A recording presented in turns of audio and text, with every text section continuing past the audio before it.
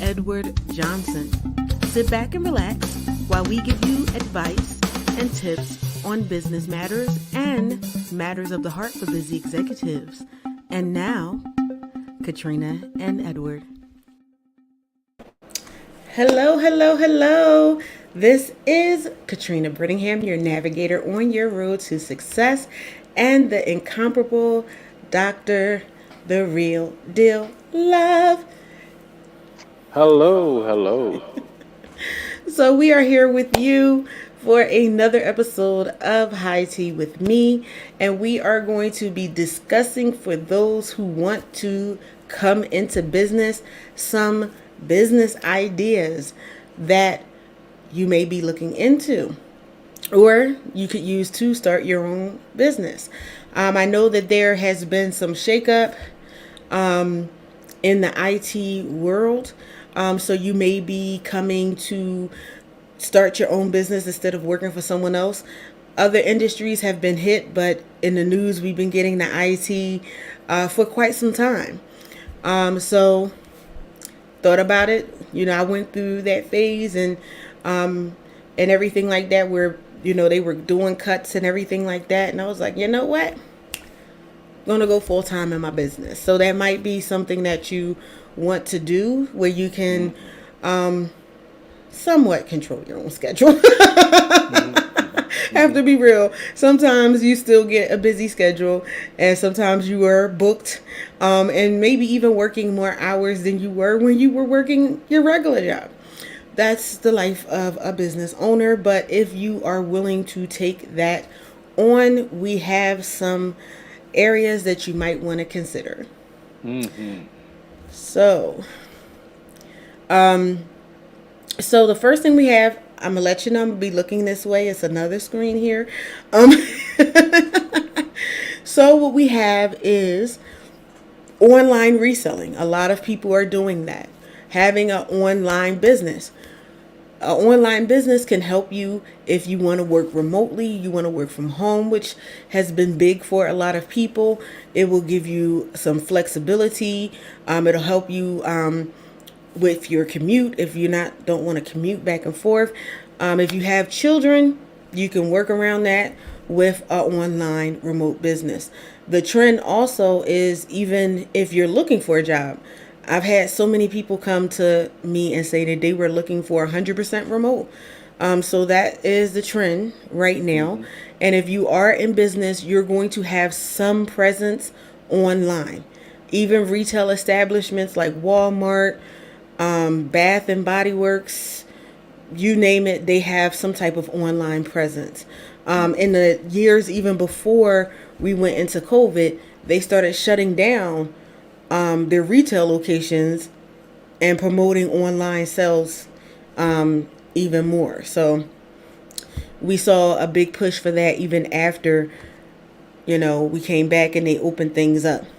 So if you're going into business, you might want to consider having an online job. So if you're interested in selling clothes online, you can start an online reseller business. It does take some time and dedication. You need to have an eye for fashion.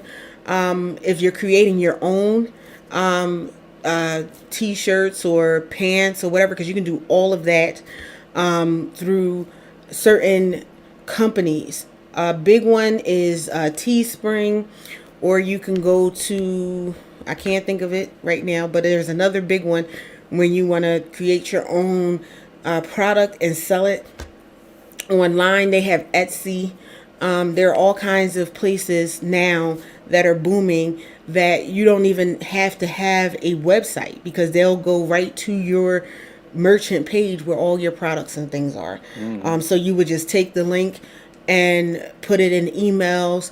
Facebook and things like that have places for you to embed it, where you just click on the thing and it takes you right to the store. It'll even give you a little preview of what's in the store on these different websites. You can do YouTube and everything. I actually have a store from Teespring on my YouTube. So for my YouTube viewers, is right there, right under the video. So even if you're here on Facebook or LinkedIn and you want to check that out, you can go to YouTube. My handle is at Katrina Brittingham. You'll see that Teespring right there. So it's a simple, easy way for you to start an online store without you having to necessarily manage a whole website. I do that too, and there's a lot of steps to that.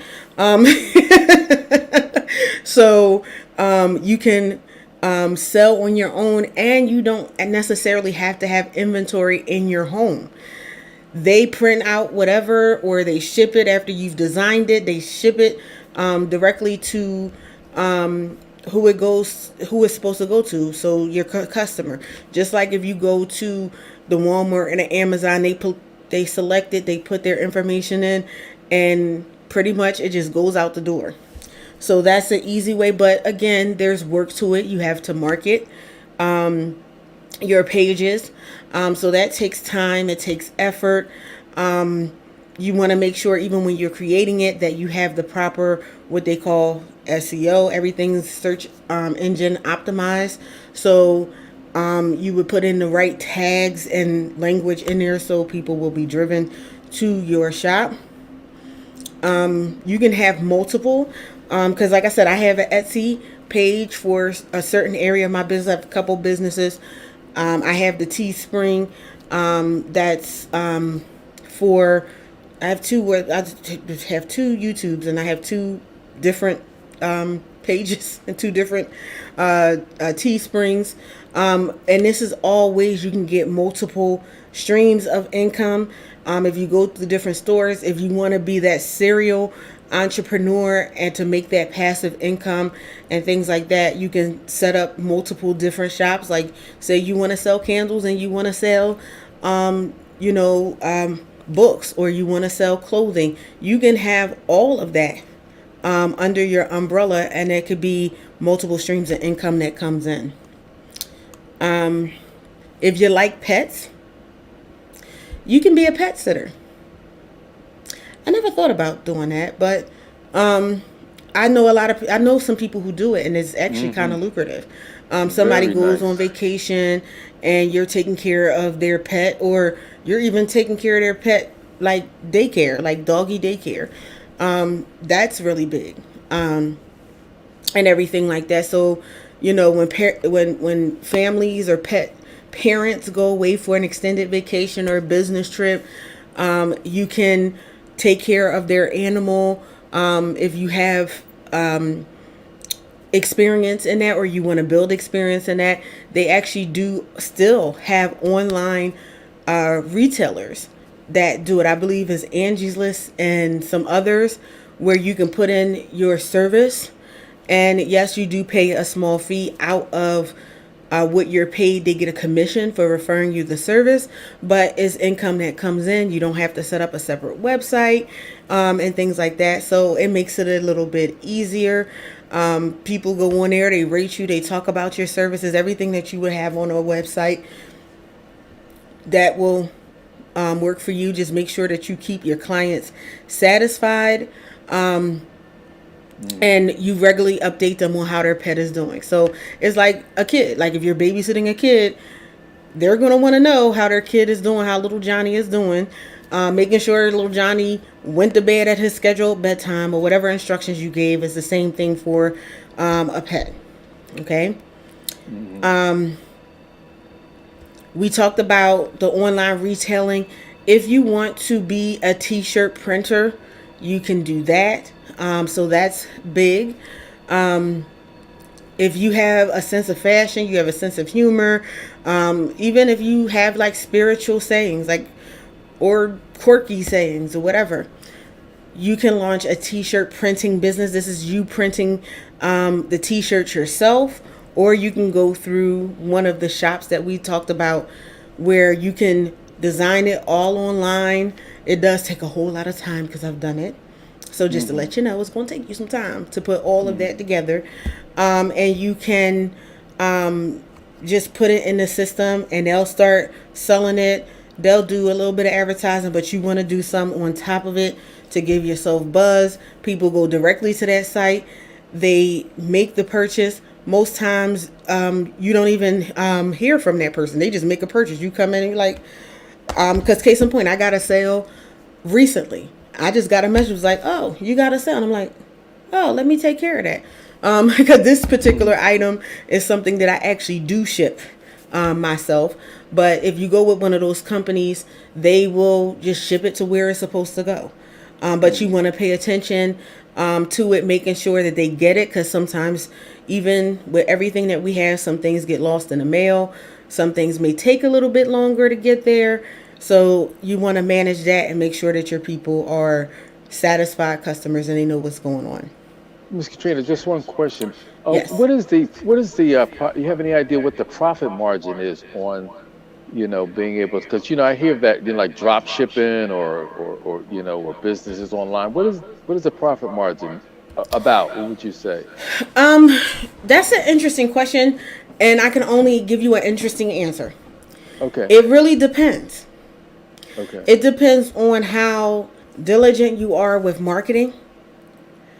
Because you want to draw people to it. Even on these sites, you have to do the proper marketing to get people there. Hmm. Once you do, are your clients satisfied? Are they referring? So, to give a typical profit margin is hard to say. It's really how you manage it. And even when Hmm. you go to those sites when you're setting up, they let you know it's how you manage it, and they give you tips and advice for people that are selling similar things to you as you, of how they were successful. They take their success stories, and so if you follow their advice, that will help you Hmm. with that. It depends on if you're doing free shipping, where you're shipping to, that you have priced your product in a way where you're making a good profit. So that's Hmm. all plays into that. So I can't necessarily give that. It really depends on the person and how they're marketing it, Hmm. their price that they set, and things like that, and making sure that they're doing what they're supposed to do. Now, when it comes Okay. to drop shipping, because what we talked about here isn't drop shipping, when it comes to drop shipping, that's an additional fee. Like Amazon has a drop shipping company, and so if you make a product per se, or you have a book, you can take it a certain amount to that location, and they ship it, pack it, and everything like that when you get a sale. So you have to account for the cost of your inventory, the books that you had to pay for up front to provide them to sell, unless you have your book on Amazon, and that's still not considered drop shipping. That's online, an online purchase, because you're not Hmm. holding that actual thing, or you're not printing it, or Hmm. getting it from the printer. So if you make candles, same thing. You have a certain amount, you give it to them. As people order, they ship it out. They let you know when you're running low to bring more. So if you're considering that, consider that you have that legwork. You have to pay attention to the inventory when they're telling you you're running low, so you don't run out. And locating a drop ship location for, that's close, hopefully, to you, where you can just give it to them, and they charge you a certain amount for that. I didn't go that way, so I actually don't know how much Hmm. it is for them to do it, and I think it might be based on the product too, and everything, and how much. I know they said is how much storage space you're taking, and everything, because they have to pay for the cost of holding that inventory. Hmm. But that was a good question. Okay. Thank you. The next item, number 4, is if you like to clean, that's your passion.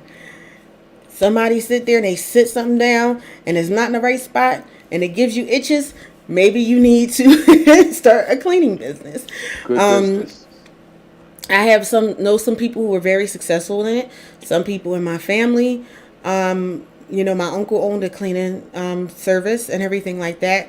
The same thing is about customer service and making sure you do what you need to do. And if you're in there to clean, make sure you are cleaning, and everything like that. So If cleaning is easy for you, I clean my house because it's my house, but I'm not trying to clean nobody else's stuff or offices Hmm. or whatever or houses. But some people, that's what they do. That's what brightens their day, and I have nothing wrong with it. Hmm. Once I get myself to a certain point, I'll probably be hiring someone. Yeah. See, you're gonna That's need some actually help. been my goal. I'm sorry. Hmm. Go ahead. Yeah, you need someone to help you come in and clean sometime. That's, Oh yeah. I'm getting to that point. I've been at that point since I was in high school. My goal was always to be successful enough to hire somebody to come in and clean my house. Mm. That's how much I do it, and I can do it, and I do a good job. But that's how much I just don't like having to Yes, do it. yes. Some people don't And like cleaning. Yeah, yeah, that's just, yeah, and some people love it. yep, That's right. yep. I'm somewhere in between. Hmm. But with everything that I do, to have somebody to come in, it'll free up time for me, and that's where I'm at now. When I was younger, I just wanted to be that rich because I saw people on TV that had money Hmm. on the TV shows, and the people that was successful always had a housekeeper. So to Yes, me, that was success when I was that was a growing up. sign. Um, Yes. Hmm. so I was like, I know I'm successful when I got hire somebody to clean my house. That's right. Most cleaning services, we do have a price on that. Charge between $25 to $50 per hour or more. Hmm. So it really depends on the size of the house, what you're cleaning, and you have different types of cleaning. You have the day to day, and then you have like the hazmat cleaning, cleaning when something bad has happened, and I'll just say that just to keep things PG, Hmm. and everything like that. So depending on what you do and how you're doing it is going to cost more money. So if you are the person that can go in after something has happened and clean up that whole scene, then you can do that as well. If you are someone that can clean up after most household things, they have this lady that's online, and she goes into houses that would just make me cringe. As far as a residence that is just really in need of a thorough cleaning, Hmm. and everything, and she loves it. She goes into people's houses and she just cleans. Yes, and And she she does transforms. cleaning. She transformed them houses. Yes, and she does cleaning for a living, but for these ones that are on there, she volunteered, and I'm like, wow, you volunteered to do all that. Some people, that's their thing, and so if you do things like that, there's a different types of cleaning, and everything like that. So you could consider having premium options, waxing the floor, carpet cleaning, exterior power washing. There are all kinds of things that you can have, and that's an additional fee. That's right. I'm sure. Windows. Ooh. Yes, windows, decks, patios, and depending on even the house, how much effort has to be put in, that's going to be an additional fee as well. So if that's you and that's what you love to do, have at it. If you like it, I love it. That's where I'm at. Online teaching is number 5, near and dear to my heart. Hmm. So most people know that in one of my lifetimes in careers, even as being an entrepreneur, one of the things I did and I got income in, but it was more of a guilty pleasure for me, was teaching English to my Chinese students. I worked for a company called VIP Kid. Yes, VIP Kid. And Hmm. you would put that in. They are excellent. All you have to do is have a bachelor's degree. And they take you through so you can get your certification and stuff like that. And they give you training on how to assist students. Again, it's work because you are putting yourself out there, and advertising yourself as a teacher. and the parents actually select you to do various services. And I actually moved up pretty far from doing the preschool kids to the tweens and preteens, and then people that were older in high school, junior high school, everything, did phonics, did math, all of that stuff you're teaching in English. And as you grow through the ranks and you do the learning, you can do that. So even as we have gone through COVID, more people are learning from home.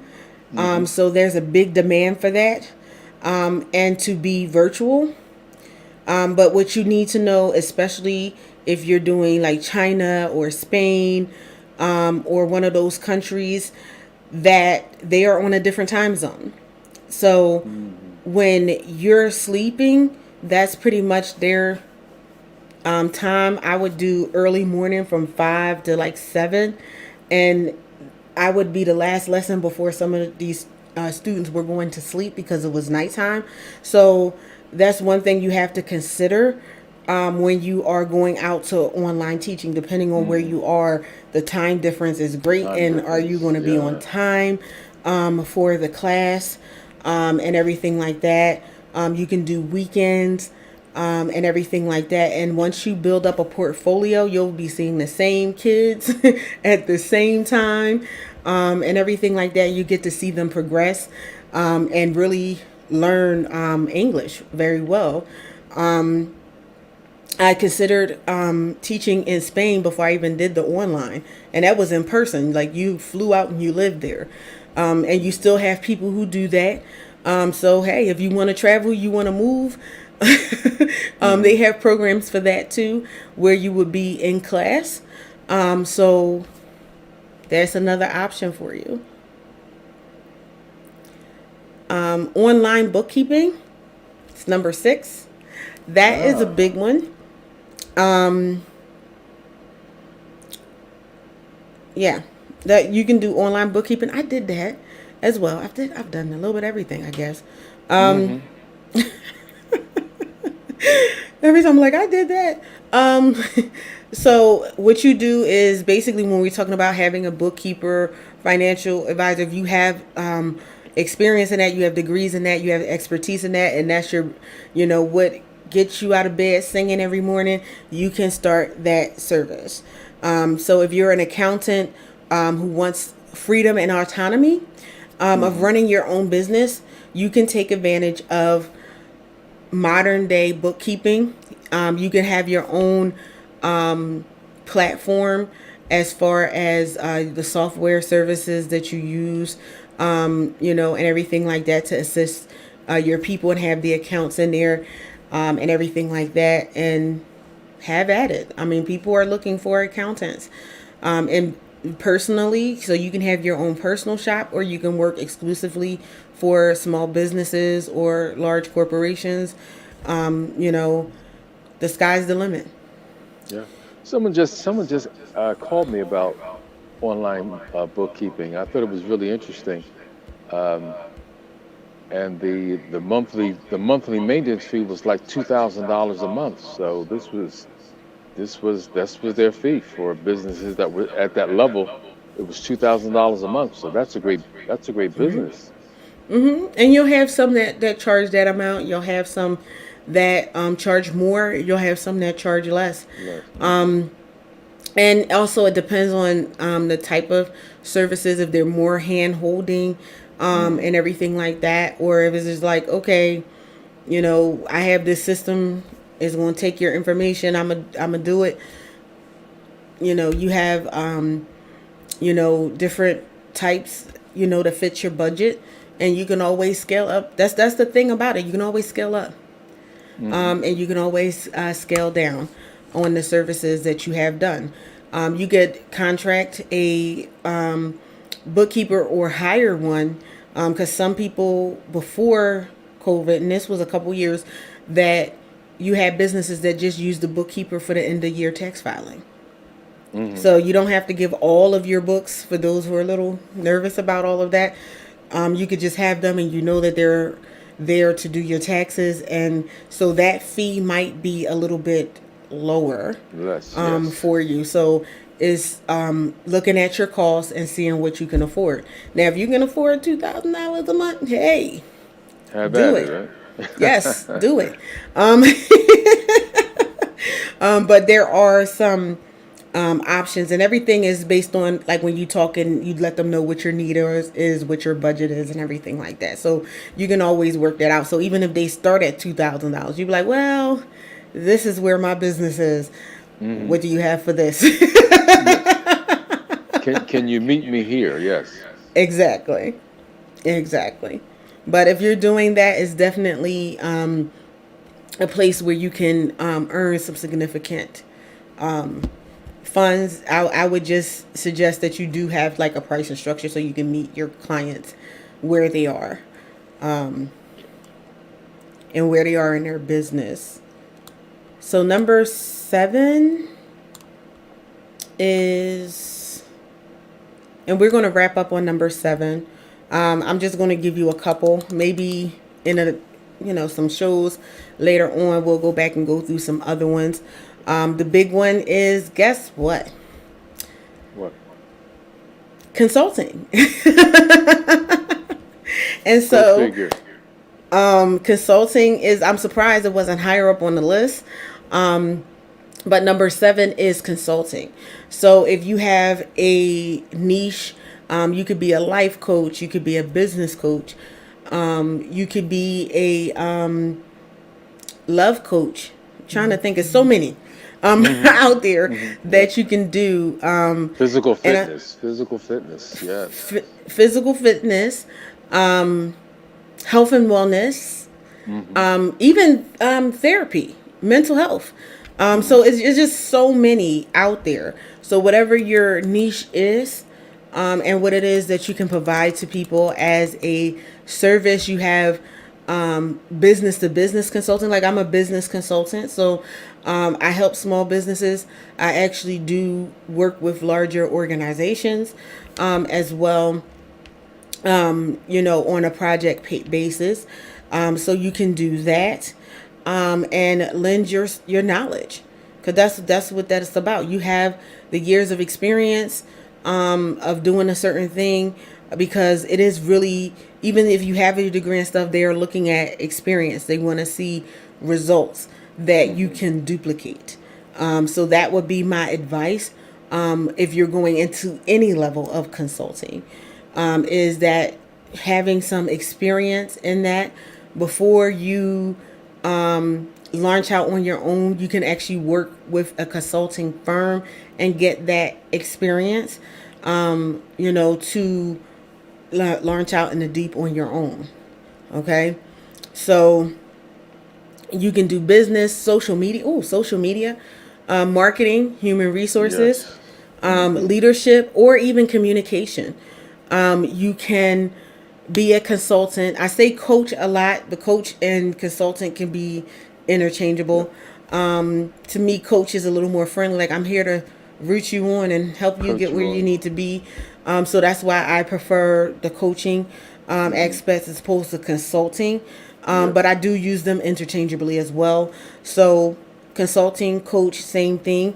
And then you can grow your business. You can hire other consultants, or you can contract other consultants under you to do some of the work, and everything, and to take on certain contracts, which I'm trying to work on myself, is to be able to have people who can handle different things and have Different different things. experiences. Hmm. And that's what you're trying to drive to anyway. You don't want to be doing everything by yourself all the time. So You need a team. You need a team. yes, yes, Hmm. you definitely do. Don't be like me and drive yourself into the ground before you decide that you want to start delegating stuff, because I did that. And that's actually one of the things that business owners, particularly small business owners, find themselves in, that where it's hard for them to delegate stuff out, to hire in the people, and everything like that. But trust me, it'll make a world of difference in your mental health, your physical health. Your family won't be like, "Where's mommy? Where's daddy? I haven't seen Uncle Joe in 10 years," because he's still working all of those hours. Yeah. So Doing it all. Doing it all. yes, and those are the things that I learned, and that's with any business. Make sure when you're able, because when you first start out, you might not have the capital to do that, but when you start bringing that income in and bringing extra business in, that you can contract out different pieces. I had a personal assistant, virtual. I have graphic designers that I use on a contract basis when I need them. I have SEO specialists, my web developer, all of that stuff is contracted out to other people. And these were all things that I was doing myself. And I'm looking this year to look at my business and see what else I can farm out. Because once you do it, you will get very used to having some time freed up, and you'll be amazed how much your brain will be creative to go into other areas, other ventures. Yes. Like it's freeing up time just for you to think as well. So these are some things that, some hints and things that I've learned just being in business and trying to be successful and growing in the growing pains. And sometimes the growing pains is knowing that I can hand this part off to someone, who has expertise and loves doing that different piece and getting, actually better results, because that's what they're focusing on instead of focusing on everything and trying to get everything done. It just frees up so much mind space too, because you don't have to, you don't have to think about that task, so it's just such a benefit. It's such a benefit. It's freeing. It is. It really is. It's really freeing. And knowing you don't have to worry. With that, you do have to vet your contractors or staff. Sometimes you may have to fire people. I've had to do that. And because sometimes people think it's easy for a owner or a manager or whatever to make a decision to get rid of somebody. And sometimes I felt like I was in more pain letting people go than they were in, honestly, because that's like a turmoil, at least for me, thing. Like, oh my gosh, they how they gonna pay their bills? Like, well, you know what they say? They said people really fire themselves. I just carried out the act. and trust me, everyone who found themselves in that situation, they did. But the hard part was actually carrying out the action for me. And like I said, that might not be everybody's issue, but for some, that that's why people kind of shy away from hiring somebody or contracting someone. Oh, what if I have to get rid of them? Yeah, you can get rid of them. It's if you write your contract right anyway, it has something in there, and my contracts always did. But I'm that girl that I'm like, oh. So sometimes you have to do that, and knowing when to bring staff on. If you have grown to a part, you can farm out the HR, so you don't have to actually even do that part. They'll be doing the hiring, they'll be doing the layoffs and stuff like that based on your company policies and things like that. So these are areas that you can consider, growing into as you grow your business. All right, so we are at 8:42. We are going to go to a quick break, and then Dr. Love has an announcement for you. Yes. From one-on-one executive coaching to our business building concierge service, Venture Ready helps entrepreneurs, startup executives, and business owners build, scale, and run their businesses using techniques that support stability and long-term growth. Through the Career GPS radio show and High Tea with Me TV program, we promote smart business strategies for the real world. Then, in our one-on-one coaching programs, We help entrepreneurs go beyond the vision board to realize their big vision into a tangible business with a promising future. If you're waiting to feel legit, here's the thing: you have to legitimize yourself.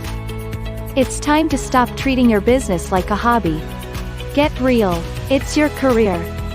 So let me ask you, are you venture ready?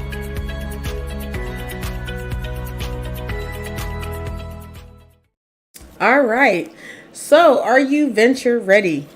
That is the consulting firm, my business consulting firm.